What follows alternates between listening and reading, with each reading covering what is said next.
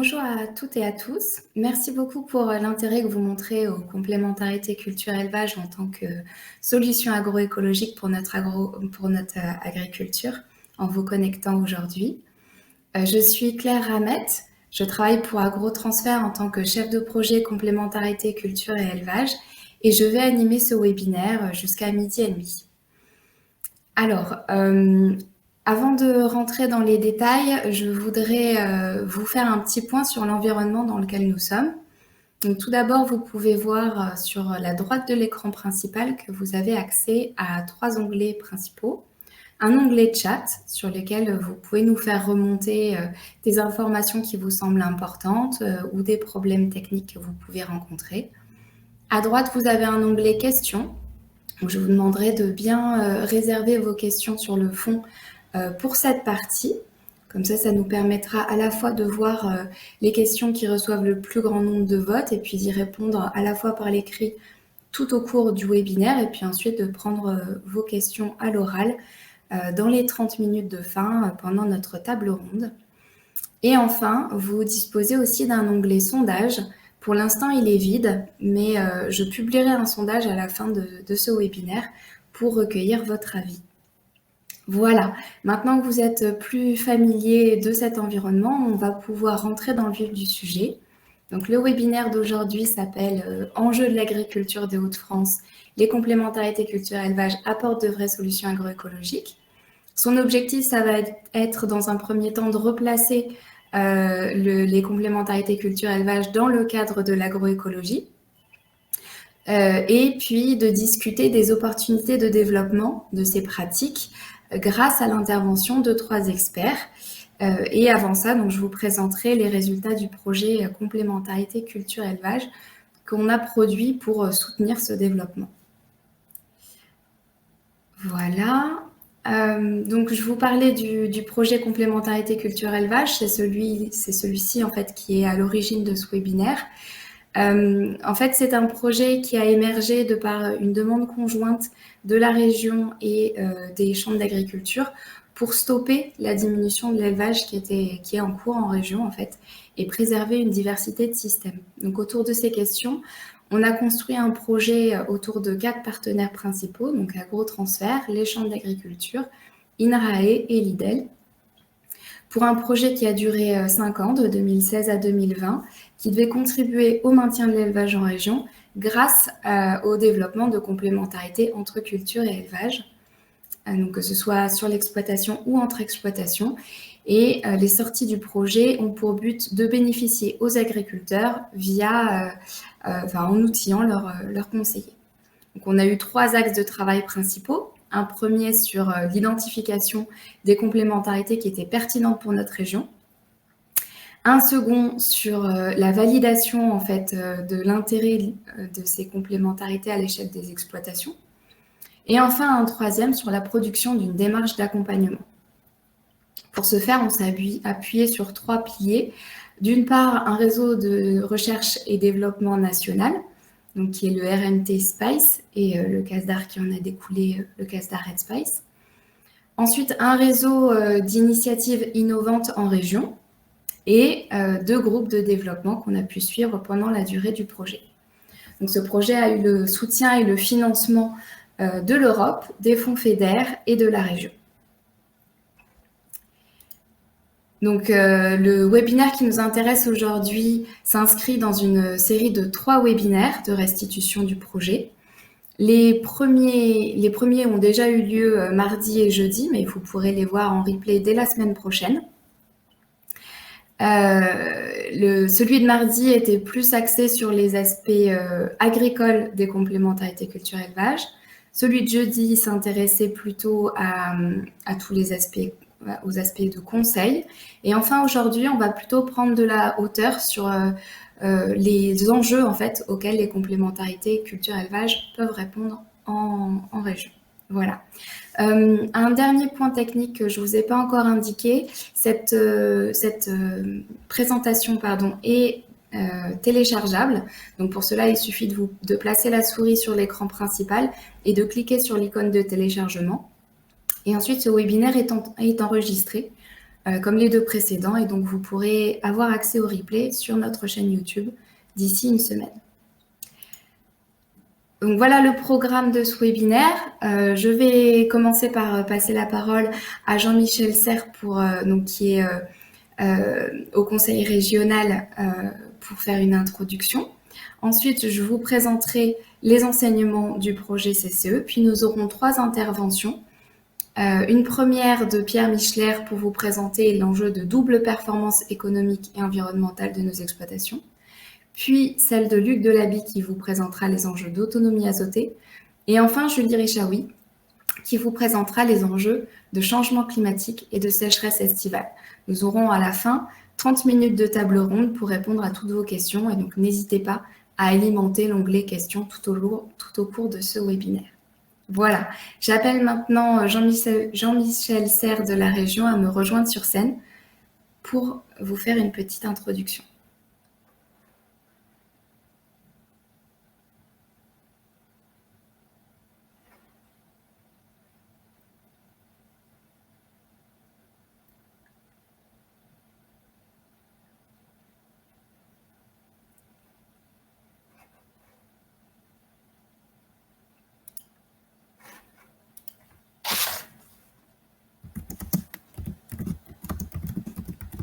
Est-ce que je suis connecté? Oui, on vous entend. Voilà. On ne vous voit pas, mais on vous entend. Bon, bonjour à tout le monde et merci de votre invitation. Donc, comme vous venez de le dire, une brève introduction. Le sujet que vous traitez depuis le début de cette semaine est évidemment partagé par la région. Vous l'avez rappelé, c'était un souhait que AgroTransfert s'empare de cette question-là. On a voté un plan agroécologie au mois d'octobre dernier, porté par la région, mais aussi l'État et la Chambre d'agriculture. Et l'enjeu, c'est de voir comment on peut continuer à accompagner les changements de pratiques au plus près du terrain. Ce n'est pas une préoccupation nouvelle. Vous l'avez également rappelé, AgroTransfert, il travaille depuis de nombreuses années. Et ce qu'on a cherché dans cette délibération, c'est comment compléter, ou plus exactement englober des choses qui sont déjà faites depuis plusieurs années, depuis le début de la mandature en 2016. C'est le soutien à l'élevage. On a travaillé également sur le plan bio, sur les signes officiels de qualité et sur la politique environnementale, les questions de biodiversité, de l'eau et du climat. Voilà, on essaye aussi de répondre, à mon avis, ce qui est les 3 piliers du développement agricole, la performance économique. Alors, nous, on peut le faire avec les aides à l'investissement, avec le FEADER. Après, les marchés, on n'a pas de levier, si ce n'est aider, mais je vais y revenir, les agriculteurs à organiser le mieux possible leur filière. Il y a la performance environnementale avec les fonds européens, et c'est vraiment un investissement qui est source de progrès. Mais il y a également, et c'est particulièrement important en élevage, la performance sociale. On a dans notre politique agricole un volet aide aux agriculteurs en difficulté. On a aidé également les services de remplacement qui peuvent être d'un grand secours pour les éleveurs. Sur la question de la complémentarité et l'abandon de l'élevage, c'est vrai qu'on a une diminution régulière du nombre d'exploitations laitières en particulier, mais c'est vrai dans d'autres élevages. Ce qu'on fait, on soutient la filière lait bas carbone, hein, c'est porté par plusieurs entreprises laitières. On a aidé également, et on aide toujours, l'organisation des filières, les organisations de producteurs. Et avec le FEADER, on a mis un maximum de souplesse pour aider aux investissements. Il y a un autre volet qui fait jour depuis quelques mois, c'est de savoir comment les énergies renouvelables peuvent être un secours pour les éleveurs. Je pense en particulier au photovoltaïque, que nous aidons quand c'est en autoconsommation.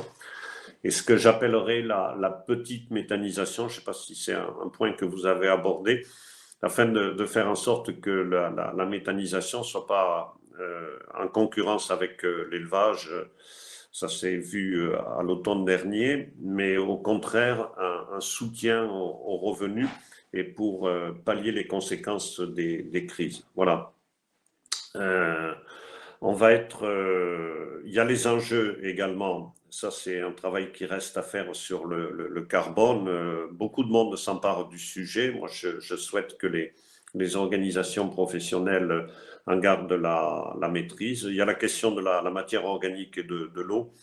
Donc, mais vous le savez tous mieux que moi, l'enjeu élevage est vraiment important par rapport à ça. Donc, la région va continuer à abonder sa politique agricole en faveur de l'élevage et faire en sorte que la complémentarité reste, parce que c'est un enjeu qui va bien au-delà de l'agriculture pour notre région. Voilà. Donc, merci de votre attention et puis je vous laisse débattre avec les spécialistes. Merci beaucoup, Monsieur Serre, pour votre intervention. Je vais donc maintenant passer à une présentation en fait des enseignements principaux du projet complémentarité culture et élevage. Alors, déjà, ce dont je voulais vous faire part, c'était finalement quand on parle de complémentarité culture-élevage, de quoi parle-t-on? On parle bien ici d'interaction en fait entre des cultures et de l'élevage, que ce soit directement ou indirectement et que ce soit sur l'exploitation ou entre exploitations. Et en fait, il y a deux principes principaux qui vont sous-tendre ces interactions. Le premier principe, ça va être le recyclage des nutriments, c'est-à-dire si je vous donne l'exemple du cycle de l'azote, on va avoir en fait des troupeaux qui vont pouvoir trouver leurs besoins azotés dans des fourrages avec des légumineuses, par exemple. Une fois qu'ils vont avoir ingéré cette matière, ils vont en rejeter une partie sous forme d'effluents. Ces effluents vont être restitués au sol, ce qui va enrichir l'azote disponible des sols et qui va pouvoir revenir derrière aux cultures suivantes pour les fertiliser. Le deuxième processus qui sous-tend ces interactions, ça va être la substitution d'intrants synthétiques par des services écosystémiques. L'exemple que je vais vous prendre cette fois-ci, ça va être plutôt sur les aspects de lutte alternative contre les bioagresseurs. Donc en effet, dans des systèmes plutôt dits conventionnels, on va utiliser des produits phytosanitaires pour limiter les ravages causés par les bioagresseurs et assurer une bonne production des cultures. Tandis que dans le cadre des interactions entre culture et élevage, on va s'intéresser à l'introduction de fourrage dans les systèmes de culture pour en fait faire une sorte de coupure sanitaire entre cultures et lutter contre ces bioagresseurs de façon alternative. Donc ces deux principes s'inscrivent en fait dans le cadre de l'agroécologie, ce sont les principes qui le sous-tendent également. Et en fait, quand on parle donc de services écosystémiques, les 4 services écosystémiques principaux qui vont pouvoir être rendus par les interactions entre culture et élevage sont en priorité la fourniture d'aliments pour l'élevage. En deuxième, la valorisation de coproduits agricoles. Donc en région, on connaît bien l'utilisation de pulpe de betterave, par exemple. Et l'entretien de la fertilité des sols et de la fertilisation des cultures. Donc ça, c'était les premiers exemples que je vous avais pris. Et enfin, le 4e service, ça va être la régulation des bioagresseurs. Voilà un petit peu pour vous resituer les complémentarités au sein de l'agroécologie. Maintenant, en quoi est-ce que les complémentarités sont innovantes ? Donc déjà, la première chose sur laquelle il faut vraiment se focaliser, c'est l'idée que je vous ai parlé d'interaction, c'est très important. Les complémentarités, ce n'est pas juste la coexistence entre l'élevage et les cultures. Parce qu'on peut avoir coexistence sur une même exploitation et qu'en fait les interactions soient très réduites. Ce n'est pas non plus l'agriculture de nos grands-parents. On peut entendre ce genre de propos qui disent que finalement, c'est retourner en arrière. C'est vraiment pas le cas, puisque tout simplement aujourd'hui, on dispose de plus de connaissances sur le fonctionnement des agroécosystèmes, ce qui va nous permettre d'optimiser les services rendus, les services qu'on attend en fait de ces interactions. Du coup, où se situe l'innovation? Elle se situe à 3 niveaux. Le premier, c'est qu'on a de nouvelles pratiques grâce à notre meilleure connaissance du fonctionnement. Je vous ai mis 2 exemples. Donc, le premier, c'est le pâturage tournant dynamique. Oui, le pâturage, c'est quelque chose d'ancestral, on va dire. Par contre, le pâturage tournant dynamique, c'est une pratique de plus en plus montante ces dernières décennies, qui est vraiment très technique, donc qui nécessite de nombreux apprentissages et qui permet de tirer le meilleur parti de la pousse de l'herbe. Le deuxième exemple que je vous propose, c'est des machines, donc des enfouisseurs de lisier, qui existent aussi depuis quelques années, qui vont permettre de ne pas épandre le lisier en surface, mais bien de l'enfouir sous terre et donc de limiter les pertes d'azote. Donc là encore, c'est parce qu'on a de meilleures connaissances sur le cycle de l'azote qu'on a développé ces nouvelles pratiques. Le deuxième niveau d'innovation, ça va être au niveau de l'organisation. On va pouvoir avoir des organisations nouvelles au sein des exploitations, donc par exemple des exploitants qui vont grouper les vélages au sein de leur troupeau pour pouvoir suivre la pousse de l'herbe et en tirer le meilleur parti. Donc ça, c'est des organisations qui sont plutôt nouvelles. Et on va pouvoir aussi avoir des coordinations entre polyculteurs et éleveurs spécialisés dans l'idée de tirer parti de ces complémentarités par exemple, en se dispatchant les travaux. Donc, par exemple, un polyculteur qui va vouloir introduire de la luzerne dans son système parce que ça va avoir tout un tas de services bénéfiques pour ses autres cultures, va se coordonner avec un éleveur qui, lui, va réaliser les travaux de coupe, de fanage et de récolte pour son propre élevage. Enfin, le troisième niveau d'innovation se situe au niveau des nouvelles logiques système. C'est-à-dire, donc là, les exemples que je vous ai donnés, ça va être des exploitations qui cherchent à être plus économes et donc à réduire leurs charges sur les différents postes, que ce soit les charges d'achat d'aliments, d'achat d'intrants de fertilisation ou de produits phytosanitaires. Donc, ils vont vraiment avoir une démarche globale de réduction de ces charges pour améliorer leurs revenus. Une autre logique sur laquelle on pourrait discuter, c'est avec une logique de recherche d'un équilibre entre surface et cheptel productif pour pouvoir avoir un cheptel entièrement pour pouvoir être autosuffisant pour alimenter le cheptel, par exemple. Donc finalement, tout ça nous indique qu'il y a quand même une très grande diversité d'innovations possibles et pour une grande diversité de systèmes. Quand on parle de complémentarité culture-élevage, on n'est pas dans la promotion d'un système particulier, mais bien dans une infinité de pratiques différentes qui vont permettre d'aller vers l'agroécologie. Et finalement, tout ça pour quels impacts? Donc, il y a des travaux qui ont été réalisés au sein je vous parlais tout à l'heure à l'échelle nationale du RMT Spice et du CASDA Red Spice, et des travaux qu'on a entrepris dans le cadre de notre projet complémentarité culture-élevage pour montrer l'impact en fait de ces pratiques. Et donc, ce qui a pu être démontré, c'est déjà un certain nombre d'impacts sociaux. Au niveau des agriculteurs, on a eu beaucoup de retours sur le sens du métier, le fait que de devoir traiter en interaction et l'élevage et les cultures, toutes les réflexions que ça a apportées et des aspects plus d'observation apportaient beaucoup de sens pour les agriculteurs qui travaillaient sur ces questions. Ça va être aussi une adéquation aux attentes sociétales. Donc, on a des agriculteurs, par exemple, qui sont très fiers au sein de leur commune de pouvoir voir donc leurs voisins qui disent à quel point c'est agréable, par exemple, de revoir des vaches dans les pâtures. Donc ça va être aussi des choses liées aux attentes sociétales.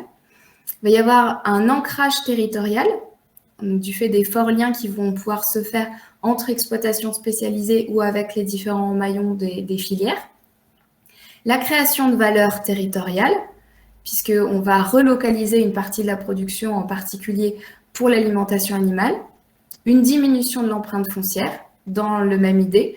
Aujourd'hui, quand on a des systèmes qui sont basés sur le maïs et sur le tourteau de soja, en fait, il va falloir un certain nombre de terres qui aujourd'hui sont délocalisées, par exemple au Brésil ou aux États-Unis, pour produire ces tourteaux. Et donc là, l'idée, c'est de diminuer l'empreinte foncière en relocalisant. Ensuite, il va y avoir plusieurs impacts économiques, donc une moindre dépendance au marché, puisqu'on va diminuer l'achat d'intrants, une diversification des débouchés, puisqu'on va multiplier les productions animales et végétales produites sur l'exploitation, et une plus grande stabilité du revenu. Enfin, les impacts environnementaux sur lesquels on a pu travailler, ça va être déjà tout ce qui se situe au niveau du bilan des minéraux, qui vont être plus équilibrés, de la gestion de la fertilité des sols dans le temps, d'une moindre dépendance énergétique et d'une limitation des usages des pesticides. Voilà un petit peu quels sont les impacts attendus et qu'on a pu montrer dans nos différents projets. Donc tout ça participe de la durabilité des exploitations. Finalement, quel est le potentiel de développement de ces complémentarités en région ?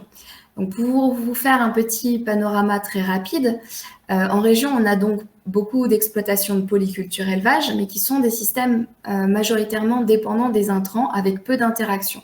C'est-à-dire que les ateliers sont plutôt en coexistence qu'en interaction. Les seules interactions qu'on va pouvoir retrouver vont être au niveau de l'autonomie fourragère, mais pas de l'autonomie alimentaire, et de la valorisation des effluents, même s'ils sont le plus souvent plutôt pris comme des amendements que comme des fertilisants. Enfin, ensuite, on va avoir des exploitations d'élevage spécialisées, avec des rotations en général assez courtes et beaucoup d'effluents à valoriser. Et enfin, on va avoir des exploitations de polyculture avec peu d'échanges avec l'exploitation d'élevage. Alors, il va y avoir un petit peu d'échanges paille-fumier quand même en région, et certaines rotations courtes qui peuvent entraîner des difficultés de gestion des adventices. Donc, à partir de là, sur quoi est-ce qu'on peut travailler ? On peut travailler sur des échanges de surface ou de matière entre exploitations spécialisées.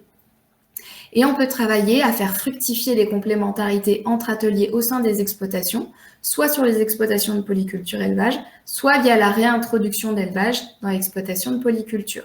Ça existe en région, surtout en conventionnel, en agriculture biologique, pardon, mais on peut aussi retrouver quelques cas en conventionnel.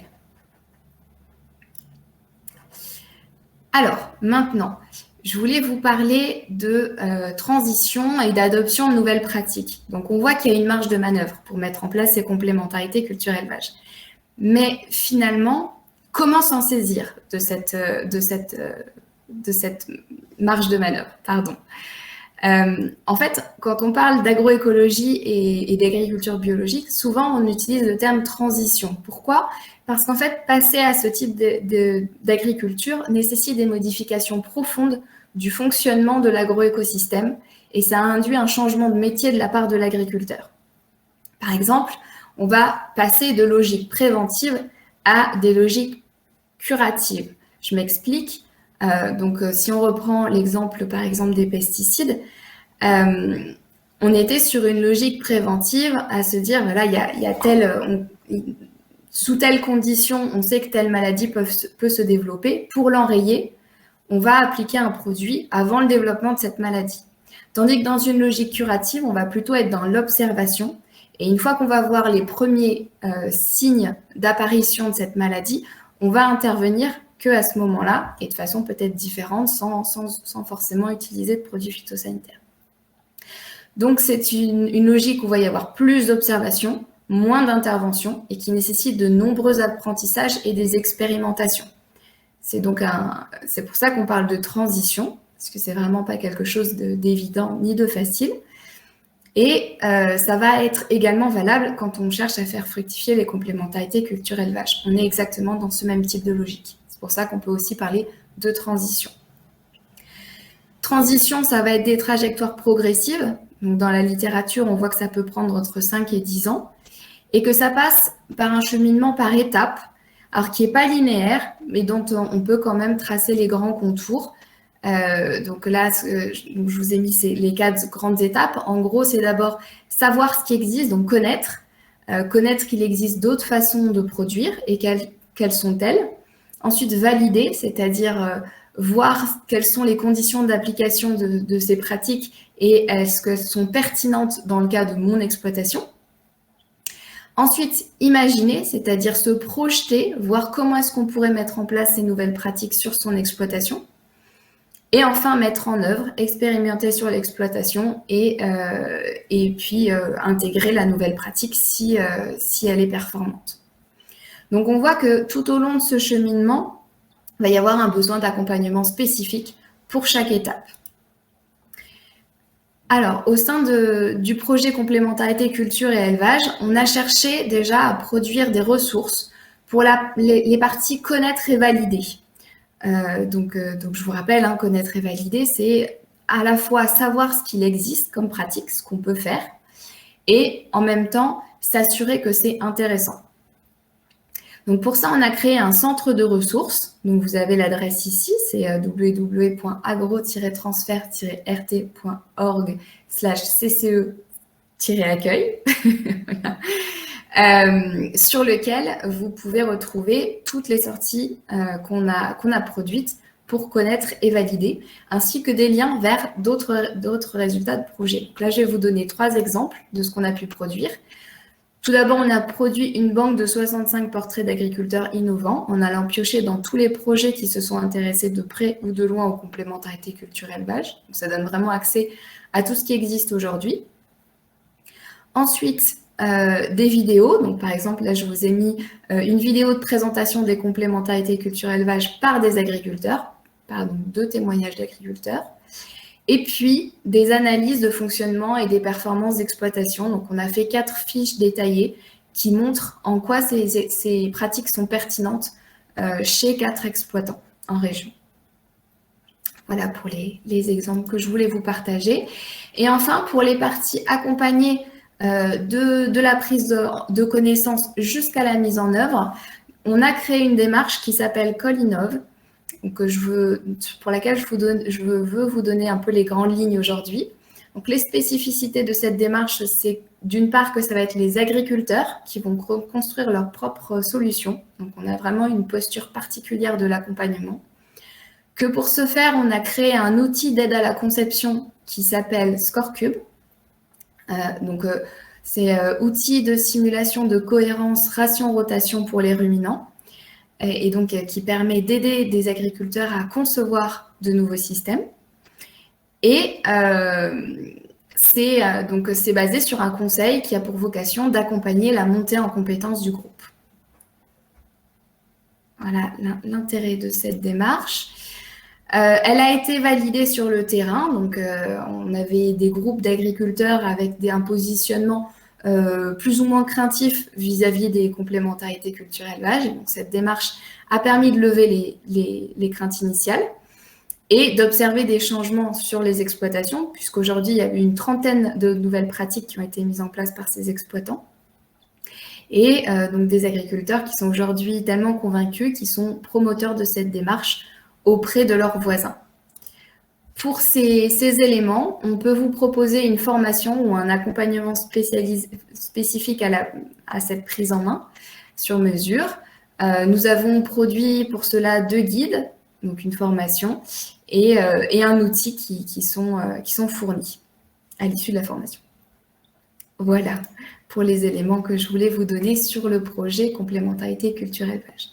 Maintenant, on va essayer d'élargir un peu nos horizons et donc de regarder à quels enjeux on va véritablement pouvoir répondre en région via les complémentarités culture-élevage. Pour cela, on va avoir 3 interventions. La première sur la double performance économique et environnementale qu'on recherche aujourd'hui.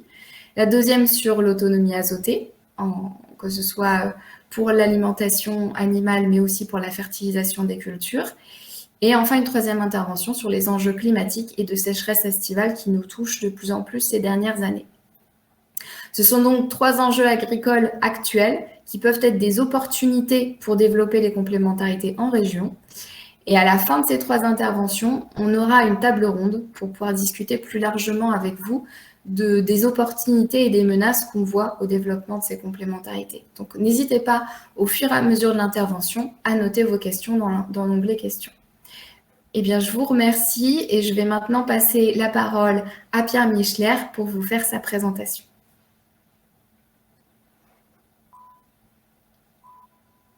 Bonjour Pierre. Bonjour. Je te laisse la parole. C'est bon, je suis visible.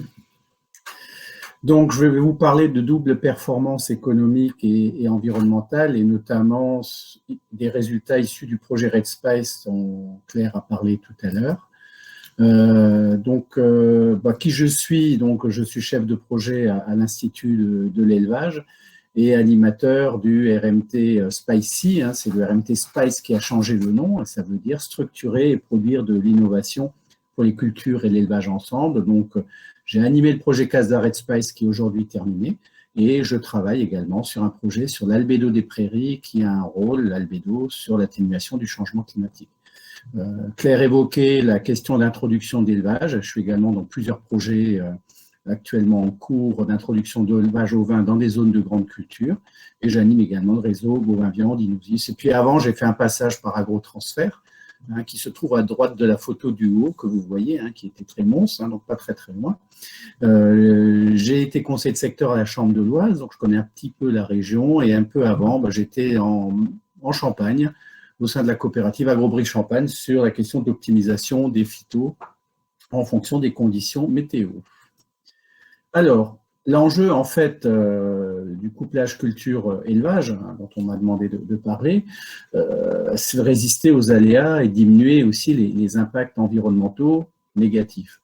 Donc, la polyculture-élevage, c'est un système qui est souvent invoqué en disant qu'il améliorerait le bouclage des cycles biogéochimiques, que ces systèmes seraient efficaces et résilients face à l'aléa, mais il y a des controverses, des projets européens comme le projet Come Together, qui montraient qu'on n'avait pas toujours moins d'intrants, des revenus variables, ça dépendait du contexte de prix de vente et parfois des rendements peu stables, comme on peut voir sur le tableau ci-dessous au niveau national.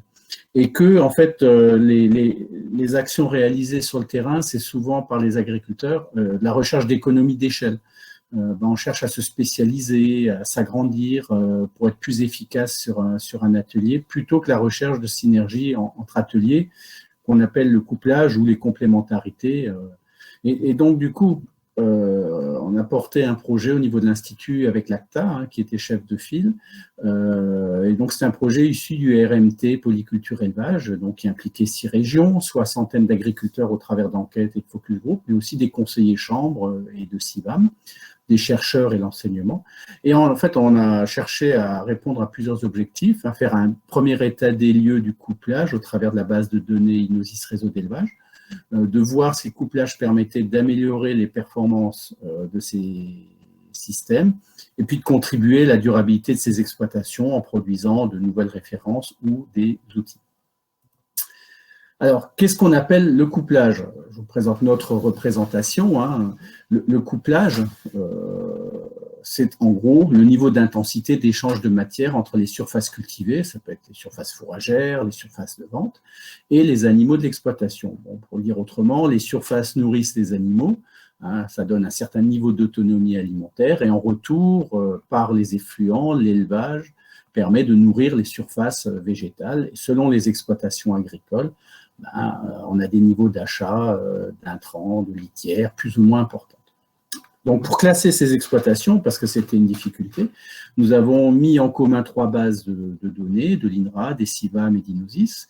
Et avec l'INRA, avec Gilles Martel de l'INRA, nous avons mis en place, utilisé une méthode statistique pour aboutir à la création de 3 classes de couplage et qui permettent de voir l'effet de ce couplage selon qu'il soit faible, moyen ou fort sur des performances économiques et environnementales, sachant qu'on avait un volet travail également. Alors, la situation, on va dire, que l'on a constatée, c'est que le couplage élevé, ce n'est pas réellement une généralité. Ça, c'est une première... hop là, pardon. Il y a une petite truc qui a disparu, mais ce n'est pas grave. En gros, ce que je pensais qu'il y avait une animation, mais que le pourcentage d'exploitation en couplage faible augmente en fait avec celui des cultures dans la SAU. On peut voir au niveau du tableau, si on regarde les exploitations en couplage faible, celles qui ont moins de 10% de culture, ben, il n'y en a que 15%. En revanche, quand on a plus de 66% de culture dans la SAU, on a les 2/3 des fermes qui sont en couplage faible. Ça s'explique par le fait que l'autonomie en fertilisation des végétaux est plus difficilement atteinte que celle des animaux, où là, avec les surfaces disponibles, on arrive plus facilement à une autonomie alimentaire. On a également constaté que les systèmes avec culture industrielle plutôt présentes dans la moitié nord de la France, Normandie, Hauts-de-France, Champagne, qui sont souvent en zone à haut potentiel, sont plus souvent en couplage faible, mais elles ont également une diversité de cultures, globalement bien valorisée, on va dire bon an, mal an, et la trésorerie permet de financer fertilisation, alimentation, matériel. À l'inverse, les systèmes bio sont beaucoup plus couplés, ils se privent des intrants chimiques de synthèse, c'est un choix lié au cahier des charges, et là, pour le coup, privilégient le recyclage des effluents et la recherche d'autonomie alimentaire. Et puis, on a également constaté un phénomène intéressant, c'est que les exploitations en zone à faible potentiel, qui est plutôt subie en fait, je pense à la Lorraine, les coteaux de Gascogne, recherchent aussi cette autonomie alimentaire, ce couplage maximum, ou le plus important possible, pour compenser une production plus faible, et elles sont donc généralement plus couplées. Alors, on s'est également dit, est-ce que ce couplage, ça vaut vraiment la peine, économiquement et environnementalement parlant. Alors, les atouts de ces complémentarités, de ce couplage, c'est souvent beaucoup de plus, qui sont aussi du moins. Alors on a pu voir que le revenu, globalement, est équivalent entre couplage faible et fort. On se dit tout ça pour ça, c'est un peu dommage. Mais en creusant sur une analyse de long terme, sur près de 20 ans, on a pu voir que le revenu était beaucoup moins variable en couplage fort. Donc ça, c'est intéressant, ça donne de la visibilité à l'agriculteur.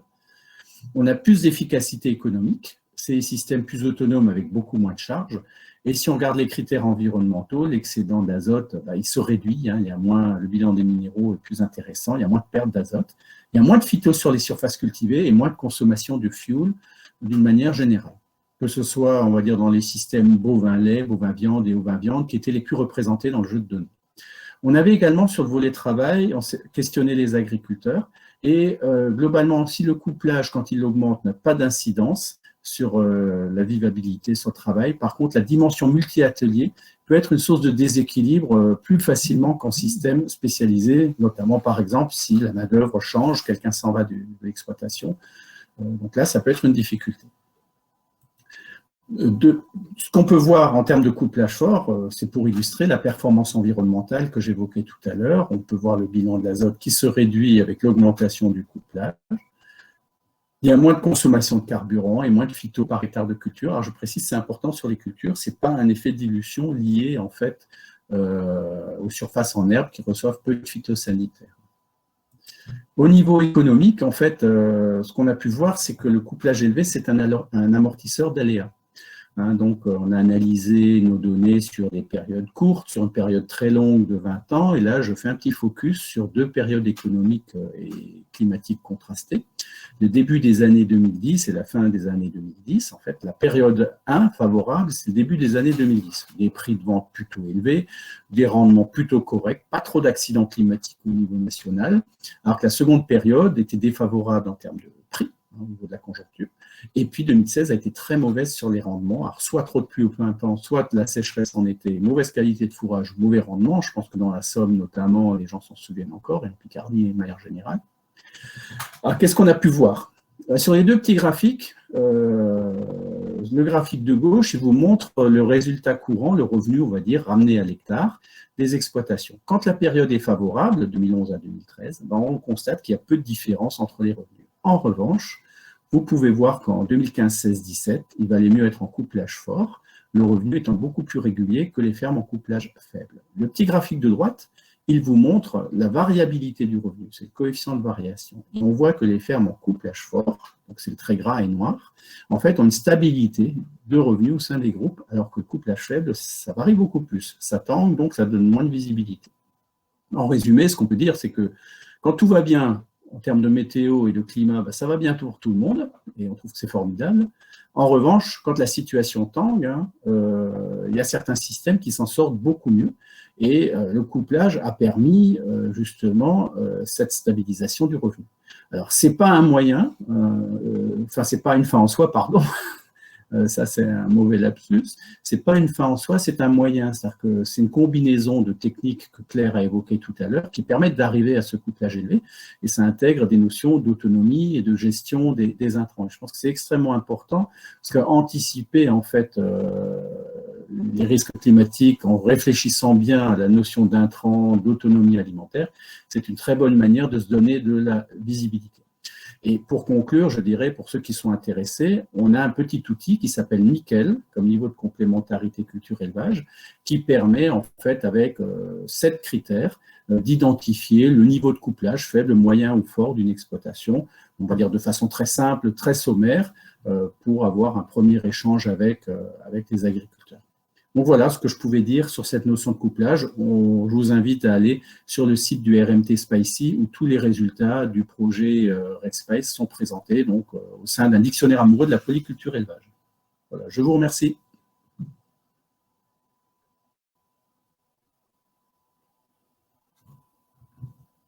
Merci beaucoup Pierre pour ton intervention. Je vais maintenant appeler Luc Delaby sur scène pour la prochaine intervention.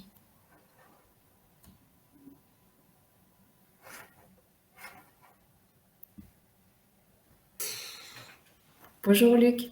Bonjour à tous, j'espère que ça marche, que vous m'entendez. Ne pas me voir, c'est pas très important. Et effectivement, moi je vais aborder avec vous la question de l'autonomie azotée au sens très large du terme, et vu le temps imparti, on ne pourra pas sans doute brosser l'ensemble des éléments qui sont autour de ce sujet. Alors très rapidement, moi je suis donc ingénieur de recherche à l'INRA de Rennes et basé dans une unité mixte de recherche qui s'appelle Pégase, comme physiologie, environnement, génétique pour l'animal et les systèmes d'élevage. Mes activités principales s'intéressent au déterminisme en fait, des performances zootechniques et environnementales des systèmes laitiers. Et entre autres, je réalise un certain nombre d'expérimentations et de travaux de recherche qui s'articulent autour de la cohérence entre l'animal, le système fourrager, son alimentation, notamment au pâturage, et ce, grâce à des travaux expérimentaux que je conduis surtout en Normandie sur le site du domaine INRAE du Pin, ainsi qu'en Irlande, en collaboration avec le TICASC. J'ai entre autres une activité d'animation au niveau national au travers le RMT Avenir Prairie, qui fait suite à celui qui s'appelait avant Prairie Demain. Et il se trouve que j'ai eu, à la demande de l'INRA et à la demande aussi d'Agrotransfert Hauts-de-France, la possibilité, voire la chance, de contribuer à ce projet complémentarité culture-élevage, dont je profite de saluer toute l'intelligence au terme de ces 5 ans. Et j'espère que les Hauts-de-France pourront effectivement bénéficier de tous ces travaux autour de l'association, l'interaction, la positivité, on va dire, entre les cultures et l'élevage. Alors, pour ce qui concerne mon intervention, vous savez tous, je n'ai pas besoin de vous faire un dessin, ça fait partie de l'actualité. Ça ne supplante pas les problèmes associés à la Covid, mais on en parle quand même énormément de plans protéines et d'autonomie azotée des exploitations agricoles, notamment en France, tout simplement parce que l'azote est un élément majeur. On trouve de l'azote partout, rien qu'en respirant, vous en avalez. Et cet azote est indispensable à la production végétale et à la production animale, et le « et » est très important. D'où, entre autres, l'intérêt des complémentarités entre élevage et culture. Et cet azote a quelques particularités, notamment celle de se recycler, mais de se recycler avec des risques de perte à la fois coûteuses, parce que ça tient du gaspillage, et dommageable pour l'environnement. Et vous savez comme moi qu'on a à essayer de réduire les impacts environnementaux associés à l'azote, que ce soit vers l'eau ou que ce soit vers l'air au travers de l'ammoniac. Et autour de cet enjeu important, on a 2 axes de travaux qui sont possibles et que l'on retrouve d'ailleurs avec bonheur dans les complémentarités culture-élevage. C'est d'un côté la fertilisation azotée des cultures, puisque l'azote est indispensable à la production végétale, et d'un autre côté, l'alimentation protéique des animaux, parce que là aussi, l'azote, sous forme de protéines, sous forme de matière azotée, est indispensable à l'alimentation des animaux d'élevage. Et on va voir dans les minutes qui viennent que cet enjeu azote, en fait, il a une dimension internationale qui est très forte et qui est notamment associée à la pression liée à la demande de pays émergents. Alors, la situation actuelle, elle est problématique tout simplement parce qu'elle se traduit par une dépendance qui est à la fois préjudiciable et risquée. Alors, cette dépendance, d'abord, elle accroît la sensibilité économique du système face aux variations des cours mondiaux, et ce, dans un contexte de concurrence accrue. Je vais juste passer à la diapo suivante pour vous mettre juste un éclairage au travers la demande mondiale de soja, qui est représentée sur ce graphique avec les années sur l'axe des X et les tonnages consommés, demandés, sur l'axe des Y. Vous voyez très clairement qu'il y a un pays qui pèse lourd, très très lourd, et qui est extrêmement influent, c'est la Chine, qui a vu se développer son agriculture et sa demande alimentaire de façon flamboyante à partir des années 2000. C'est, vous le savez très bien, en partie lié à sa population extrêmement importante, plus d'1,6 milliard d'habitants, avec, juste à titre de clin d'œil, quand même quasiment 15 millions de naissances par an. Et ça, derrière, c'est des ventres à nourrir, mais aussi une forte demande parce qu'un pouvoir d'achat qui augmente. Et donc, cette concurrence très importante de la part de pays très peuplés comme la Chine, va peser lourd, tout simplement, dans le quotidien des élevages, et notamment des élevages laitiers, qui sont aussi consommateurs de soja, comme les élevages de porc et les élevages de volailles. Donc tout ça, ça va nous obliger à prendre en compte ce risque, qui est un risque de pénurie ou d'embargo, qui va être très préjudiciable à la disponibilité de ces matières premières riches en protéines. Et le problème, c'est que les alternatives que l'on a, elles sont à la fois limitées et réactives. Alors, elles sont limitées au sens où on n'a pas tellement de degré de liberté, même si on va voir dans les diapos suivantes que justement, culture-élevage ont des atouts à faire valoir. Et elle est réactive parce que les produits de substitution à ce fameux soja, entre autres pour l'alimentation protéique des animaux, en fait, ils suivent l'évolution de la pression sur le soja. En d'autres termes, et vous, les éleveurs le savent très bien en ce moment, la flambée des cours du soja se traduit par une flambée des cours du tourteau de colza, qui est le premier substitut pour ce qui concerne l'alimentation des ruminants. Donc il y a un lien tellement fort au niveau des marchés entre les alternatives protéiques que la crise de l'un entraîne automatiquement des problèmes sur les autres filières. Et alors, au-delà de l'exploitation elle-même, il est clair que cette dépendance, elle crée des fragilités au niveau de la filière, mais aussi elle crée des fragilités au niveau de la maison France. En d'autres termes, notre dépendance protéique, elle nous coûte cher. On a longtemps parlé de la dépendance pétrolière de la France, mais sachez que la dépendance protéique de la France, elle nous coûte très cher, et c'est la raison pour laquelle on a mis en place un 4e plan.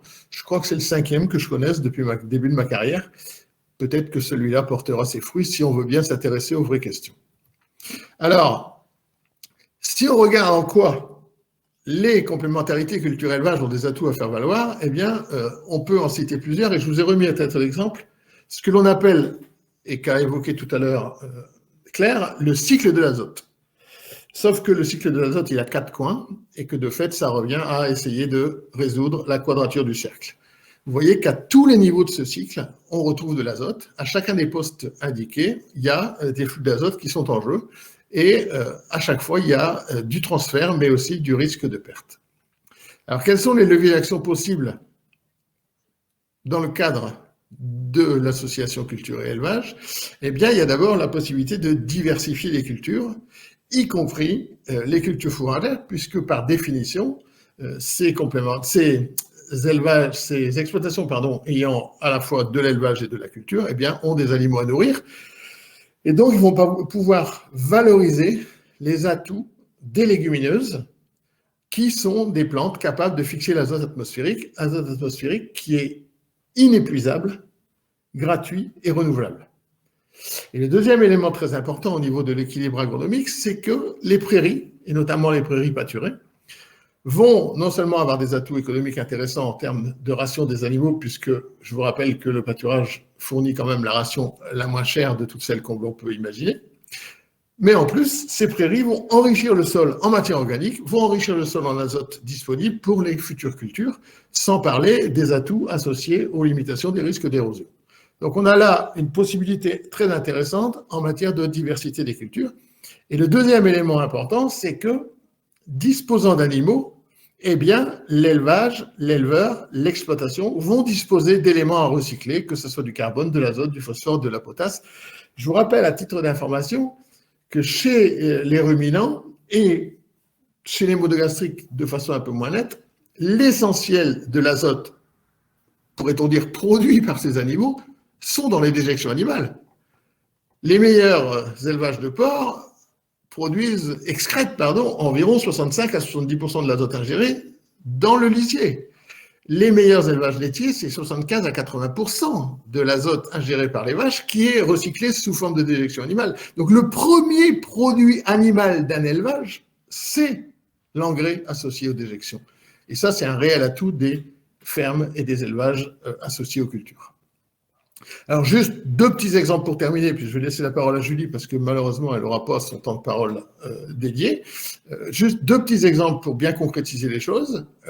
Voilà en quoi on peut, en associant herbe et maïs, qui sont vraiment deux compagnons très bien équilibrés, qui s'équilibrent très bien pour des rations de vaches laitières, ben voilà en quoi on peut effectivement réaliser des économies substantielles de tourteaux de soja en les remplaçant en partie par des céréales qui sont susceptibles d'être produites sur l'exploitation. Et vous voyez qu'avec des rations soit 100% maïs qui demandent 3,2 kg de soja, soit des rations équilibrées 50-50 herbe maïs, eh bien on arrive à se passer totalement de soja pour une production laitière qui est proche quand même de 30 kg de lait. Donc très clairement, quand on associe pâturage et ensilage de maïs, on a et on peut compter sur l'herbe pour économiser du concentré protéique. Quand je disais, quand l'herbe est là, s'estompe le soja.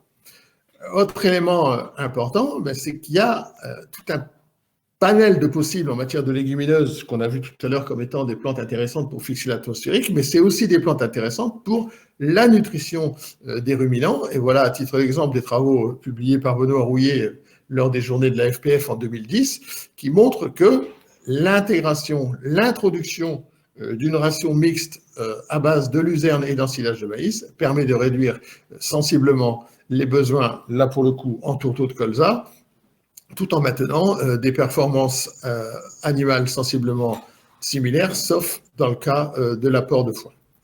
Mais très clairement,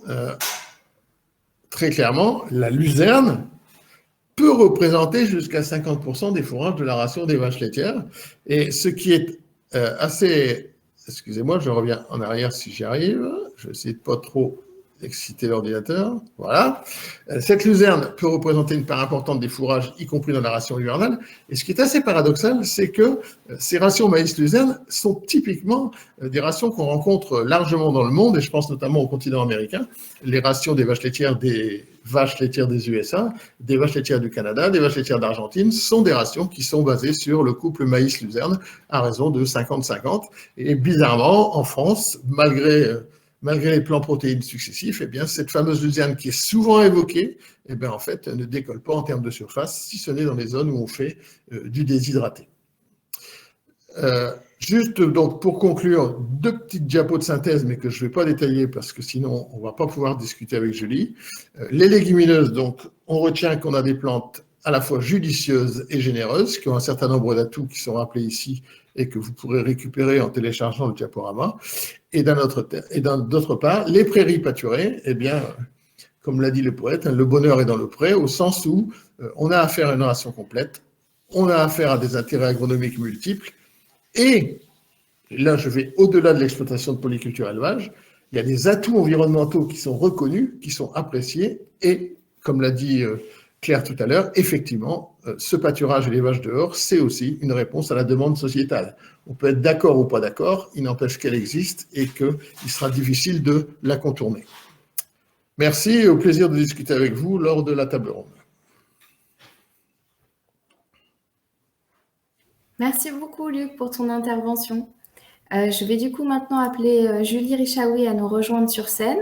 Voilà, et Julie, voilà, il reste plus que 4 minutes, mais pour finir ta présentation, on va déborder de 5 minutes. C'est pas grave, on aura 5 minutes de moins sur la table ronde. Je pense qu'on s'en sortira quand même. Voilà, je te laisse la parole. À tout à l'heure. Merci, vous m'entendez bien. Donc, bonjour à tous. Donc, Julie Richavi, je suis maître de conférence en agronomie du territoire à Toulouse, à l'école d'agronomie l'ENSAT, et je travaille essentiellement avec des groupes d'agriculteurs en Ariège. Donc, c'est aussi pour ça que je vais vous parler de sécheresse estivale, parce que ça fait longtemps que ça nous touche dans les territoires du Sud-Ouest et qu'on s'est posé un certain nombre de questions. Et donc, je travaille avec des groupes d'agriculteurs et la Chambre d'agriculture de l'Ariège à imaginer des scénarios d'achat-vente entre céréaliers et éleveurs. Donc, pour ça, on a développé un jeu sérieux qu'on utilise dans différents groupes. Et donc là, je vais vous faire un zoom un peu sur les éléments techniques qu'on a pu cibler par rapport au changement climatique et en particulier aux sécheresses estivales. Donc bon, pour juste quelques rappels sur cet enjeu, c'est que un peu partout, on a des problèmes de sécheresse croissants. Donc, dans le Sud-Ouest, ça fait longtemps qu'on a des sécheresses estivales assez fortes et qu'il y a des cultures fourragères comme le maïs en silage ou aussi les luzernes qui vont être irriguées, mais ça ne fait que s'accentuer. Donc, par rapport à ça, on a aussi des questions sur lesquelles je vais revenir au niveau de la gestion des stocks fourragers et puis aussi du pâturage qui va être de plus en plus précoce et avec aussi des besoins de complémentation en été ou d'affouragement au champ si les animaux restent en extérieur. Et donc pour ça, je vais vous présenter des leviers en lien avec les complémentarités entre culture et élevage, puisque ça nous offre quand même une certaine flexibilité grâce à la diversification des cultures et notamment la possibilité d'avoir des dérobées fourragères pendant l'été. Et puis un point à la fin de cette diapo sur lequel je voudrais quand même revenir, c'est aussi qu'on a des phénomènes extrêmes de plus en plus fréquents. Et donc ce à quoi on est confronté en Ariège, ça va être aussi des pluies plus fortes à des périodes où on n'a pas forcément l'habitude d'en avoir, et puis aussi des gels tardifs. Donc ça va aussi être quelque chose d'assez important à avoir en tête dans le système, en plus de ces questions de sécheresse l'été. Donc la situation actuelle, en fait, nous, ce qui a été constaté par les différents conseillers et polyculteurs éleveurs et éleveurs en Ariège, c'est que depuis assez longtemps et de plus en plus, il va falloir adapter les dates de pâturage, donc faire des déprimages plus tôt, en général dès février. Et là, on va avoir un problème quand il y a eu de fortes pluies, par exemple, le risque de compaction des sols et autres. Mais par contre, on va pouvoir bénéficier de rentrées plus tardives et profiter en fait de l'herbe jusqu'à l'automne, début d'hiver, alors qu'avant, c'était pas forcément le cas. Par contre, le souci qu'il va y avoir, c'est au niveau de l'été vraiment, où on va avoir en fait besoin d'amener du fourrage sur les parcelles, ou alors déjà de penser à implanter des espèces méditerranéennes. Donc pour les graminées, des dactyles ou des fétuques de type méditerranéen qui vont mieux résister à la sécheresse. Et puis surtout, là je rejoins Luc sur l'intérêt des légumineuses, c'est qu'on a un certain nombre d'éleveurs qui déjà pratiquent le sursemis de légumineuses pour pouvoir justement avoir une meilleure résistance des prairies pendant l'été et pouvoir faire un peu pâturer les animaux, même dans des conditions sèches. Et puis, bien sûr, là, ce qu'on a comme levier qu'on mobilise beaucoup dans le Sud-Ouest, c'est la possibilité d'irriguer certaines parcelles, notamment de luzerne ou de maïs en silage pour faire des stocks. Et le dernier point sur lequel je vais revenir un peu plus en détail dans les diapos suivantes, c'est de plus en plus la possibilité de couvrir les sols en été et de profiter de dérobées fourragères. Donc, ce qui a été vraiment beaucoup étudié là dans le cadre d'un groupe de polyculteurs éleveurs, un groupe défi qui a été animé par la Chambre d'agriculture, c'est la possibilité d'implanter des sorgho fourragers en dérobée en été. Et du coup, ces sorgho fourragers vont pouvoir être pâturés et ou ensilés à des coûts qui sont très intéressants et qui vont permettre d'économiser du foin et du coup de ne pas l'utiliser pendant l'été et de l'avoir encore à d'autres périodes. Voilà. Et donc tout ça en prenant bien en tête les risques qu'il y a au niveau de ces phénomènes extrêmes qui sont de plus en plus fréquents et qui vont encore s'accentuer, avec à la fois l'alternance de fortes pluies, voire de gel tardif quand on les attend pas forcément, et de sécheresse pendant l'été et qui peuvent aussi se prolonger un peu plus tard dans l'année. Donc tout ça, ça pose à la fois des problèmes de productivité, mais aussi déjà d'implantation de certaines cultures. Donc là, l'intégration entre culture et élevage va vraiment donner des leviers possibles par rapport à tout ça, et une flexibilité. Donc en fait, d'abord un zoom au niveau de l'exploitation. Ce qui a été testé, c'est vraiment de s'intéresser aux dérobées fourragères qui peuvent être implantées pour l'été, donc quand l'eau est disponible, et qui ensuite vont pouvoir être pâturées ou ensilées. Donc il y a différentes choses qui ont été testées, des métailles, avec toujours au moins un protéagineux, une légumineuse et des graminées, qui vont pouvoir être ensilées ou pâturées en culture immature avant éventuellement de remettre une autre culture derrière. Et puis toujours de se dire que l'intérêt d'être en polyculture élevage, c'est qu'on va pouvoir avoir ces cultures un peu double fin, où on va pouvoir soit les utiliser par les animaux, soit les valoriser en culture principale, en grains ou autre. L'autre chose qui est essentielle dans leur gestion du système, c'est que les agriculteurs vont vraiment penser à faire des stocks pour toute l'année et du coup anticiper cette sécheresse estivale.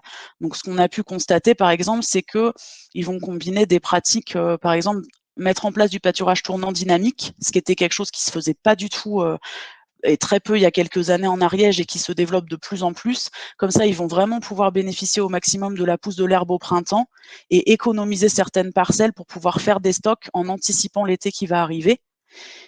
Et l'autre élément vraiment important qui a été creusé dans les groupes défis, c'est cette possibilité d'implanter du sorgho comme dérobée fourragère. Donc ça a été testé notamment sur des exploitations derrière une orge ou du pois. Le sorgho peut être implanté. On choisit des variétés type Sudan grasse qui vont être multicoupes et du coup qui vont pouvoir être pâturées et ou ensilées suivant les besoins. Et donc ça permet d'économiser.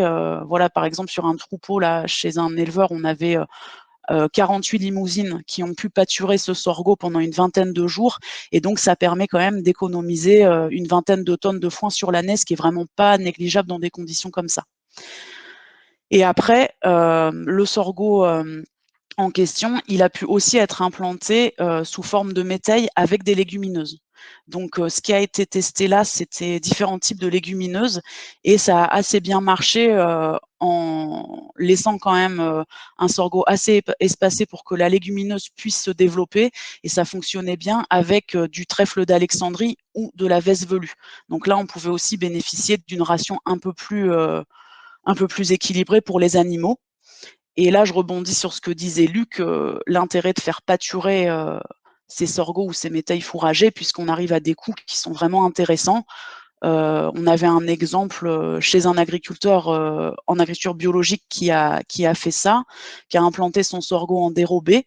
Il arrivait quand même à un rendement autour de 8 tonnes de matière sèche à l'hectare, et puis un coût à 15 € par tonne de matière sèche.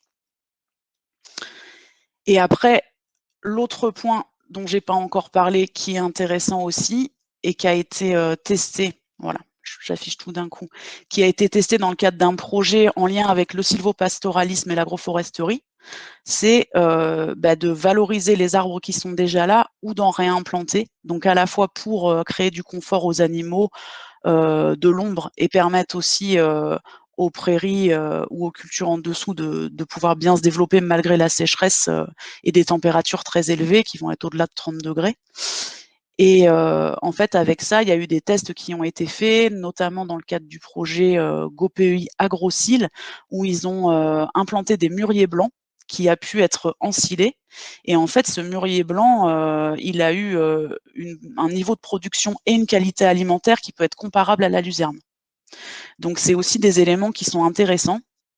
Et l'autre point qui va être testé sur tout ce qui va être sylvopastoralisme, c'est de faire des éclaircies dans certains bois et du coup d'avoir une possibilité que l'herbe pousse un peu mieux et que les animaux puissent passer sur des parcelles qui combinent à la fois, qui soient clôturées à la fois avec de la prairie et une partie sous bois. Voilà. Donc ensuite, j'avais prévu pour terminer 2 zooms sur 2 types de pratiques. La première, c'est ce qui commence à se mettre de plus en plus en place, c'est ce qu'on appelle la technique du foin sur pied. C'est qu'une fois qu'on a un stock de fourrage en place, mais que la sécheresse estivale est trop forte, pour des éleveurs qui pratiquent déjà le pâturage tournant dynamique, c'est du coup de pâturer le fourrage sur pied, même si la sécheresse a été forte et qu'il est déjà un peu sous forme de foin. Donc voilà. Donc là, on garde la logique du pâturage tournant dynamique en laissant quand même un temps de retour plus long. Et puis, si vraiment les conditions sont très très sèches et que il n'y a plus aucun intérêt à les faire changer de parcelle, on envisage d'avoir des parcelles parking sur lesquelles les animaux vont pouvoir rester un certain temps pour ne pas abîmer les autres surfaces. Et on combine avec les autres leviers que j'ai évoqués, donc soit des dérobées fourragères, soit des stocks qu'on a pu faire à un autre moment. Et pour terminer, puisque c'est quand même là-dessus plus que moi j'axe mon travail, c'est les questions aussi d'achat-vente entre céréaliers et éleveurs qui peuvent déverrouiller un peu toutes ces questions d'autonomie en cas de sécheresse estivale. Et donc, tout ce que j'ai un peu proposé sur la mise en place de dérobées fourragères, la production de certaines luzernes pour faire des stocks ou autres, ça peut aussi être fait chez des céréaliers qui vont pouvoir vendre ces cultures-là sur pied, par exemple, aux éleveurs. Et puis, on réfléchit aussi à du stockage ou des chantiers collectifs qui peuvent être portés par des CUMA, que ce soit pour la fabrication d'aliments à la ferme ou du séchage collectif de luzerne pour avoir des foins de très haute qualité et du coup pallier à des manques éventuels liés aux sécheresses. Voilà, je vous remercie de votre attention. Merci beaucoup Julie du coup pour ton intervention. On va passer à, voilà, je rappelle tout le monde sur scène, on va passer à la partie table ronde. N'hésitez donc pas à mettre des questions dans l'onglet questions. Pour l'instant, c'est pas encore très riche, mais je pense que vous êtes en train d'assimiler tout ce qu'on vous a présenté. Donc voilà. Donc n'hésitez pas à réagir auprès de nos intervenants. Voilà. On avait déjà une première question sur effectivement on en a peu parlé effectivement dans nos systèmes des interactions qu'il pouvait y avoir entre les équins et les cultures. C'est quelque chose qu'on n'a pas beaucoup abordé, nous, dans notre projet. Est-ce que vous avez des exemples peut-être dans vos réseaux de systèmes où on pourrait trouver des complémentarités culture-élevage entre des systèmes équins et puis des polyculteurs ou voilà. Ou est-ce que vous avez de quoi nous enrichir un peu la discussion là-dessus? Parce que nous, on n'a pas beaucoup d'éléments pour compléter ça.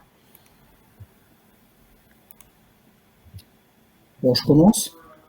Vas-y, Pierre. Bon, alors nous, on n'a pas fait, dans le projet Red Space, on n'a pas fait de travaux sur les équins. On s'est limité aux bovins et aux ovins, on va dire.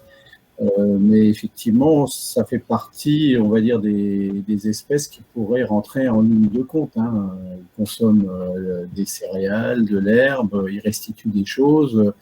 Il y a également d'autres services en lien, on va dire, avec le territoire qui peuvent exister. Donc oui, effectivement, rien n'empêche de creuser cette question. Alors, on ne l'a pas fait, comme on ne l'a pas fait spécifiquement sur d'autres animaux comme les monogastriques qui mériteraient d'être creusés également. Le fonctionnement du couplage n'est peut-être pas tout à fait le même et peut-être davantage en lien avec le territoire, je pense aux poulets labels par exemple, comme Loué, où il y a un lien assez fort avec le territoire et de l'organisation entre exploitants. Est-ce que ça pourrait être une piste pour le RMT Spicy qui démarre, Pierre, d'envisager un petit peu plus de liens avec ces systèmes équins?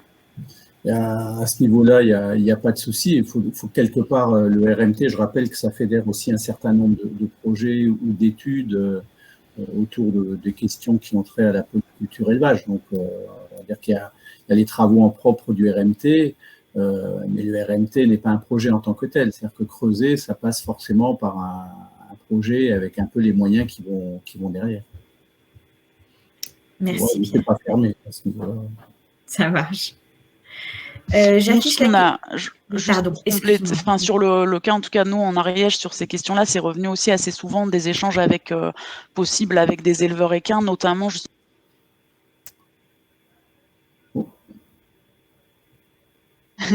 sur des luzernes de très haute qualité qui pouvaient être recherchées par les éleveurs et aussi du fumier. Donc, c'est plutôt là qu'on voit quelques interactions se développer avec les céréaliers, notamment. D'accord, ça a coupé un moment, Julie, mais ça marche. Je continue à te donner la parole pour du coup la question d'Aïcha, auquel coup il y a marqué que tu as répondu, mais en fait tu n'as pas répondu, c'est juste qu'il y a un petit problème, je pense. Sur Aïcha, elle demande quelle piste à intégrer dans les... non, c'était pas ça. C'était sur la question. Je vais la... Voilà. Quels apports du jeu... Voilà, donc du coup, hop, je vais pouvoir la réafficher. Quels apports du jeu Dynamics pour favoriser les interactions entre éleveurs et céréaliers? Est-ce que tu peux nous donner un peu plus d'éléments là-dessus, Julie? Oui, alors en fait, l'intérêt du jeu dynamique, c'est qu'on va travailler avec des pions sur une carte du territoire. Et du coup, chaque céréalier va pouvoir, de son côté, imaginer comment reconcevoir ses rotations et ses assolements pour fournir des grains ou des fourrages aux éleveurs. Et en face, les éleveurs, eux, vont pouvoir imaginer comment revoir leur ration. Et l'intérêt, c'est qu'on est tous ensemble dans une salle pour pouvoir discuter de tout ça et le représenter avec des modèles qui sont assez proches de ce qu'on fait avec ScoreCube, qui a été présenté par Claire. Et en fait, ensuite, on va être sur une carte du territoire et chacun va pouvoir positionner à côté de son siège social ce qu'il souhaite acheter ou vendre. Et là, on va pouvoir vraiment se représenter les besoins de logistique, les acteurs qu'on pourrait ajouter, le transport, le stockage, et discuter assez concrètement des modalités des échanges. Très bien, je te remercie. Hop là. J'espérais qu'on ait retrouvé Luc pour la question sur les plans protéines, mais j'ai l'impression qu'on n'a pas encore retrouvé Luc au sein de la... Luc, tu as la possibilité de remonter sur scène. J'ai l'impression qu'on t'a perdu. Donc, une question sur, du coup, plus particulièrement sur la filière ovine, maintenant. Alors, je l'affiche. Hop, voilà.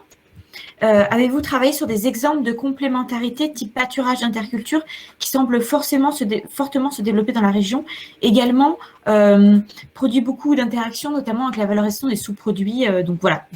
Les ovins, Pierre, déjà, tu disais que tu faisais partie de projets sur la réintroduction de troupeaux ovins dans les systèmes de grande culture.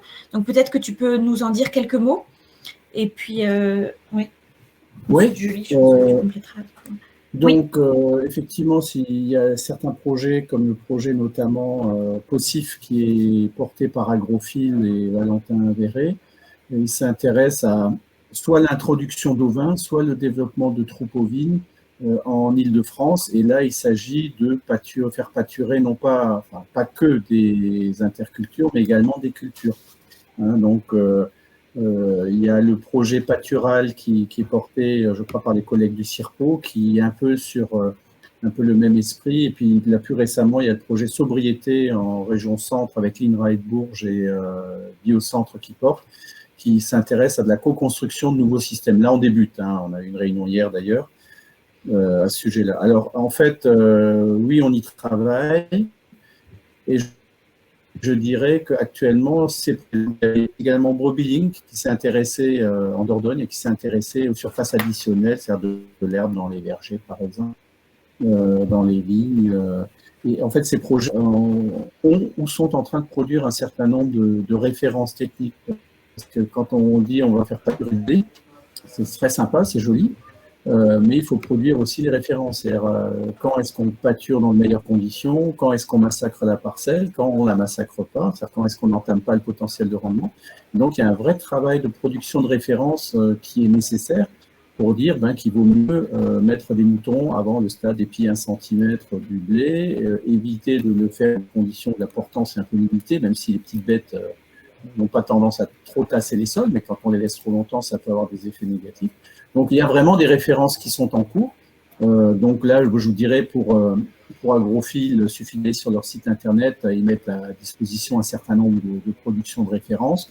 Sur Pâtural, c'est en cours, mais ça sera diffusé à terme. Et sur Sobriété, on débute. Donc là, par contre, on va s'intéresser à l'échelle de l'exploitation, donc avec des pilotes, on va dire, qui seront prêts à s'amuser, à changer leur système. Et donc on s'intéressera des polyculteurs éleveurs et des spécialisés pour produire des systèmes à bas niveau d'intrants. Voilà. Julie, est-ce que tu veux compléter sur les systèmes les systèmes ovins dans ta région Je pense qu'il y en a pas moi, mal. je suis pas trop rentrée dans le détail des systèmes de production, mais en Ariège, il y a beaucoup dans nos groupes d'éleveurs qui ont soit bovin viande, soit ovin viande, soit les deux. Donc du coup, les cas que j'ai présentés, ça s'applique aussi à la filière ovine. Et l'autre chose sur laquelle on travaille, c'est aussi le vitipâturage, donc plutôt dans le département d'à côté, dans l'Aude. Et donc c'est question justement de voir sur toute l'année comment des troupeaux de bergers itinérants pourraient s'alimenter en combinant en hiver du pâturage dans les vignes pendant la dormance des vignes, une partie pâturage d'interculture, de dérobées fourragères par exemple chez des céréaliers, et puis une partie aussi en estive que j'ai pas évoquée mais qui reste très importante dans nos territoires.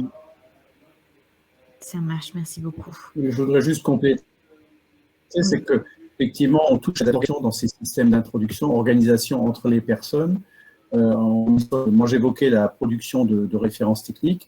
Et puis, je crois que Brobilling s'est bien intéressé à la question aussi de la toxicité des phytos, par exemple du cuivre en vigne, puisqu'en fait, le cuivre, les moutons, ils apprécient pas trop. Et donc, il y a vraiment une diversité de travaux à faire, de vraies nouvelles questions pour que ces systèmes soient faisables. Mais effectivement, il y a une dynamique, il y a des gens qui sont intéressés en tant que bergers itinérants et puis aussi de cultivateurs qui recherchent aussi de la matière organique. Alors, beaucoup de matière organique, où ils veulent remettre de la vie dans le sol. C'est des choses un peu larges, un peu générales en termes de concept. Mais en fait, il y a un vrai intérêt pour dans les régions de grandes zones de grande culture, en tout cas dans le projet dans lequel je travaille. Je me suis permis d'afficher la question, non, parce que je trouve que Pierre était en train de bien y répondre, donc du coup, je me suis permis d'afficher cette question. Oui, c'est ça.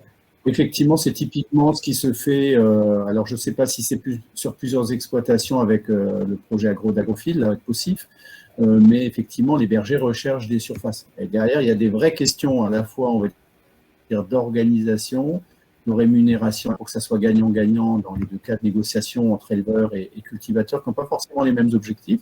Et puis, il y a des questions aussi d'itinérance, c'est-à-dire une troupe ovine pour la balader d'une ferme à l'autre. Ça pose des questions, on va dire, logistiques. Par où on les fait passer, quelle est la distance la plus efficace, la plus courte. Il faut la concordance avec la pousse des couverts. Il faut qu'il y ait du couvert au bon stade. Donc, ça pose de vraies questions derrière d'organisation. Ça marche. Merci Pierre. Peut-être juste pour faire un petit complément sur CCE, tout petit, pour dire juste que effectivement, comme il y a de plus en plus d'exemples qui se multiplient en région, on a produit quelques fiches qui montrent des exemples d'introduction de troupes ovines. Donc sur notre plateforme dont je vous parlais tout à l'heure, vous pouvez retrouver ces exemples. Voilà pour ma part. Voilà. Alors moi voilà, super. Je vais afficher cette question-là, donc qui s'adresse plus à Luc du coup. Et puisqu'on a retrouvé Luc, sur du coup la question donc des fourrages et de la non prise en compte des plans protéines. Est-ce que tu peux développer un petit peu ce que tu disais, Luc, sur le fait que on est plutôt dans un modèle d'échec en fait de ces plans protéines et voilà. Gilles complète en demandant quel rôle des opérateurs amont-aval pour du coup peut-être pallier à ces échecs. Je sais pas, est-ce que vous m'entendez là? Ouais, on t'entend. C'est revenu, d'accord, parce que j'ai des soucis de connexion. Là. Bon, bref. Je pense qu'il y a plusieurs raisons qui font que finalement les fourrages dans leur globalité sont assez peu intégrés dans les plans protéines, même si on ne peut pas dire qu'ils ne sont pas du tout intégrés. Ils ne sont pas très bien intégrés. Et souvent, d'abord parce que quand on pense plan protéines, on pense d'abord graines. Tout simplement parce que enjeu autour du soja. Et donc, on pense protéagineux, on pense oléagineux, et du coup, on pense grande culture. Et on pense assez peu fourrage. Et quand on pense fourrage, on pense surtout luzerne. Est-ce que c'est surtout luzerne parce que c'est une plante qui, étant déshydratée et déshydratable, notamment dans les zones de Champagne, sont aussi des cultures industrielles, donc quelque part font partie de ces grandes cultures avec moins d'atouts vis-à-vis de l'élevage, enfin en tout cas moins de pensée vis-à-vis de l'élevage. Et on pense jamais légumineuses de prairie, et on pense quasiment jamais prairie, ne serait-ce que herbes toutes simples, même graminées, alors qu'elles ont des capacités à fixer l'azote et à fournir de l'azote. Je rappelle que dans l'alimentation des ruminants, les prairies, c'est le premier fournisseur de protéines, avant tout le reste. Et donc, globalement, on y pense peu. Après, il y a sans aucun doute des enjeux en termes de rapport de force entre fourrage et graines, hein, ça c'est clair. Et puis, on a un peu le sentiment aussi que l'herbe, c'est tellement naturel qu'on ne la voit plus, quoi. Elle est là, point final, et on n'imagine pas tout le potentiel qu'il y a derrière. Donc, je pense qu'il y a plusieurs raisons qui concourent à ça, et j'avoue qu'on a du mal à le faire bouger. On a du mal à le faire bouger, et je me demande si finalement, ce n'est pas l'industrialisation de la production de l'herbe, c'est-à-dire le cracking, en fait, tout simplement, qui demain permettra de développer la production d'herbe pour en extraire des substances intéressantes, et puis pouvoir partitionner ces substances pour en faire un produit dit noble et digne de bénéficier de plants protéines. Mais dans celui qui a actuellement, hormis les semenciers de plantes fourragères qui ont vraiment une carte à jouer et qui vont pouvoir la jouer parce que ça a été affiché, mais la valorisation, la meilleure valorisation des prairies, par exemple, qui serait un atout considérable, imaginez qu'on gagne ne serait-ce qu'une tonne de matière sèche valorisée par hectare de prairie en France parce qu'on pratique mieux la gestion du pâturage, et ben ça serait autant de protéines qu'on n'apporterait pas. Et l'IDEL vient de faire tout un travail autour de la substitution au soja et il montre très clairement que ça passera chez les ruminants par de l'herbe, avec sans aucun doute des légumineuses. On va faire du Luc. Bon, du coup, j'enchaîne. Oui. La transition avec Julie. Oui, non, mais je pensais à ça aussi parce que par rapport à la place que peut prendre la luzerne, et c'est vrai que là, j'ai pas trop détaillé, mais sur tout ce qui va être aussi question de changement climatique, on a aussi les petites légumineuses, entre guillemets, le sainfoin, par exemple, qui peuvent être très pertinents et qui sont assez peu mis en avant, peut-être au niveau des semenciers ou des acteurs plutôt des filières que Luc évoquait, mais qui sont très étudiés au sein des groupes des éleveurs eux-mêmes, quoi, éleveurs, polyculteurs, éleveurs, avec des conseillers qui avancent sur ces questions d'autonomie et qui, eux, combinent un certain nombre de légumineuses et de graminées qui sont pertinentes, quoi, pour arriver à ces autonomies en protéines. Ça marche. Merci. Pierre, tu veux rajouter un mot sur... Non, Non. Très bien. C'est moins un domaine de prédilection pour moi. Voilà. Ça marche. J'affiche cette question-là, du coup, un petit peu plus pour Julie. En période de sécheresse, quelles pratiques permettent de combiner complémentarité culture-élevage et optimisation de la gestion de l'eau, au final? Comment est-ce que vous avez pu étudier un peu ça, justement? C'est là effectivement où c'est pas évident puisqu'on va avoir une compétition. Donc c'est vrai que la solution entre guillemets facile, mais pas forcément la plus agroécologique, c'est d'irriguer à certaines périodes. Hein. En général, dans le sud-ouest, c'est possible et ça se fait quand vraiment ça paraît être la meilleure solution pour au moins assurer des stocks et notamment sur la luzerne qui peut être très productive. Après, l'option dont je parlais, par exemple, de tester des dérobées fourragères comme le sorgho, c'est aussi parce que c'est une plante qui est très économe en eau et qui, du coup, va pouvoir se développer même en période de sécheresse. Et après, l'autre, donc c'est aussi pour ça que le sorgho, on le met vraiment en avant, surtout des sorghos, là, je disais, type Sudan Grass, qui vont être multicoupes et qu'on va pouvoir pâturer et ou ensiler plusieurs fois.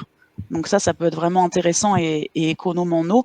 Et après, ce qu'on disait à l'instant sur le fait de valoriser des petites légumineuses comme le sainfoin qui vont quand même assez bien résister à la sécheresse. Voilà, ça va être surtout essentiellement ça. Ce qui se pratique, c'est du sursemis de légumineuses, quoi. Éventuellement, laisser en place des prairies assez vieilles, mais sursemer des légumineuses, ça peut être une bonne option. Ça marche, je te remercie. Hop là. Je vais me permettre d'afficher cette question. Je vais plus donner la parole à Claire dans un premier temps, et je pense que vous pourrez compléter sur. Donc du coup, comment on peut accompagner les éleveurs sur la montée en compétences du coup face aux différentes innovations en fait qui sont liées aux complémentarités culture-élevage, et comment est-ce qu'on peut, je dirais, diffuser plus largement et ne pas rester qu'auprès d'agriculteurs qui sont très innovants et qui ont envie de toute manière de tester plein de trucs. Ah ouais, alors pour moi, il y a deux éléments dans cette question. Du coup, je vais répondre en deux temps. La première, c'est vraiment le côté comment est-ce qu'on touche des personnes qui sont pas a priori intéressées ou qui ont pas forcément connaissance. C'est pour moi l'aspect le plus difficile. Et il y a différents éléments qui vont concourir en notre faveur. Le premier, ça va être peut-être le montage de filières de différenciation. Donc le fait qu'il y ait des filières sans OGM, par exemple, qui se montent, c'est une opportunité importante pour mieux valoriser peut-être le prix du lait ou des autres produits animaux auprès des agriculteurs et leur permettre de leur donner envie, les motiver en fait à aller chercher et tester d'autres pratiques. Donc ce type de filière est important pour ça. Le deuxième point, ça va être faire connaître. Parce qu'effectivement, tant qu'il n'y a pas de déclic chez l'agriculteur d'une impasse technique ou d'un besoin spécifique ou de se rendre compte en fait qu'il est possible de faire différemment parce qu'il en a entendu parler, ces personnes ne seront pas intéressées pour être accompagnées. Donc comment est-ce qu'on fait connaître? Je pense que toutes les initiatives locales que peuvent avoir les chambres d'agriculture et puis les autres structures de type portes ouvertes, avec des thématiques spécifiques vont être super importantes pour mettre en avant ces agriculteurs qui font des belles choses en termes de complémentarité culture-élevage. Donc ça, c'est un point hyper important. Être présent sur les territoires et montrer ce qui se fait. Nous, on a essayé de développer la banque de fiches dans ce sens-là aussi pour permettre aux conseillers de diffuser largement ce qui se fait de façon différente. Ça, c'est un premier point. Et ensuite, comment est-ce qu'on accompagne les éleveurs à monter en compétences? Pour moi, c'est vraiment dans un deuxième temps. C'est une fois qu'ils vont être intéressés et convaincus en fait par ces complémentarités, on va pouvoir les accompagner. Et ça prend du temps. C'est ce que je disais, c'est des aspects de transition en fait. Et pour moi, le plus efficace, c'est tout ce qui va être groupe de développement ou groupe de pairs, où on va pouvoir, sur un temps plus ou moins long, faire des choses de type co-conception pour imaginer de nouveaux systèmes, tester des choses, faire de l'expérimentation à la ferme, se réassurer entre agriculteurs, aller voir ce qui se passe autour. Enfin voilà, c'est tous les éléments qui vont permettre vraiment une appropriation des pratiques et leur mise en œuvre. Et c'est ce qu'on propose dans la démarche Colinov en fait. Voilà pour ma part. Si vous voulez compléter, je vous laisse la main.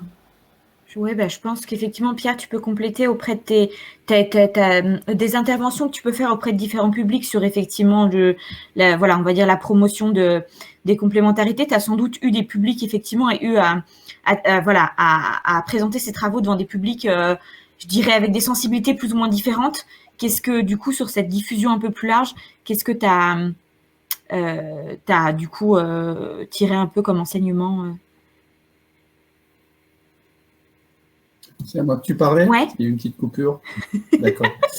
Le début de ta phrase, je ne l'ai pas entendu. Alors oui, toi qui as diffusé les travaux du CASDAR Red Spice auprès d'un public assez large et assez varié. Est-ce que du coup, tu as eu des retours de ces publics effectivement sur l'appropriation qu'ils ont eue? Là, c'est l'idée, c'est comment est-ce qu'on touche plus largement un public et on sensibilise un large public à cette thématique? Donc, je vais peut-être parler plus largement, au-delà de Red Spice ou d'autres choses que j'ai eu à conduire par le passé. Je dirais que dans le cadre de Red Spice, j'ai eu le cas d'agriculteurs qui ont présenté les résultats du projet. Parce qu'on les a réunis en mode focus group, où on échangeait sur les complémentarités.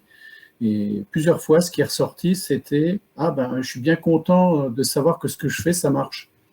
C'est-à-dire qu'en fait, ils avaient l'impression de se sentir un peu seuls dans leur coin. Ça, c'est la première chose. Et donc, parce qu'ils disaient qu'intuitivement, ils faisaient des complémentarités, ils ne savaient pas où ils les nommaient comme ça, où ils ne savaient pas les nommer, mais ils se sentaient un peu seuls.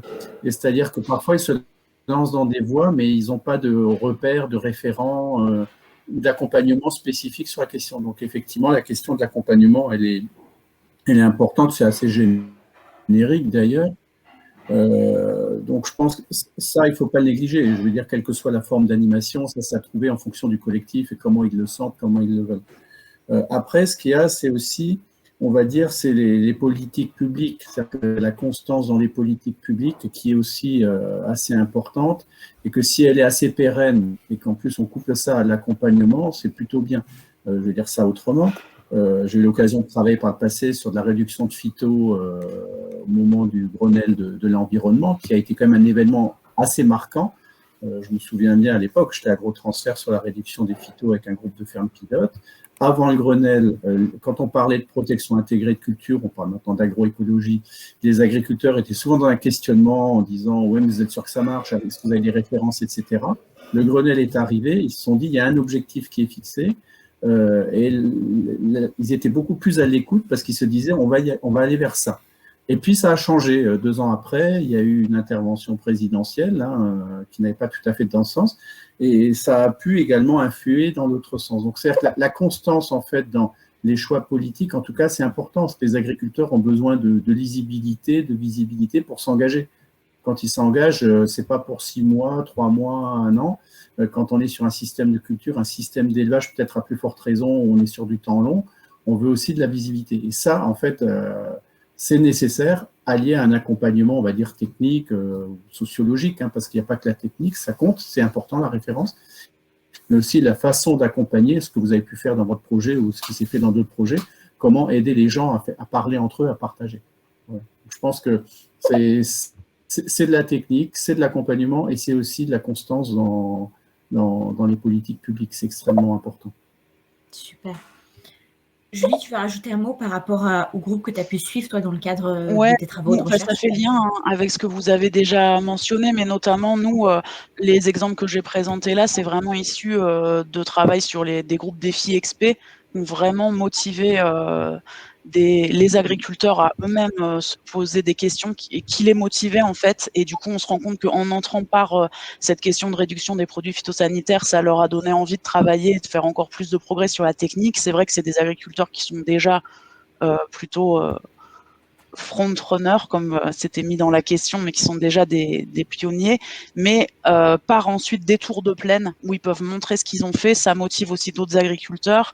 Et je rebondis sur ce qui avait été dit par Vincent Hiver, un des conseillers hier sur le séminaire accompagnement. Nous, on trouve aussi que quand on organise des réunions un peu plus informelles, comme aller au restaurant avec des groupes d'agriculteurs ou organiser des apéritifs en soirée, c'est aussi essentiel pour créer du lien, de la confiance, et pas juste quelque chose d'un peu descendant. Et ça, c'est vraiment important aussi, quoi. Faire des visites ensemble, avoir des moments d'échange informels.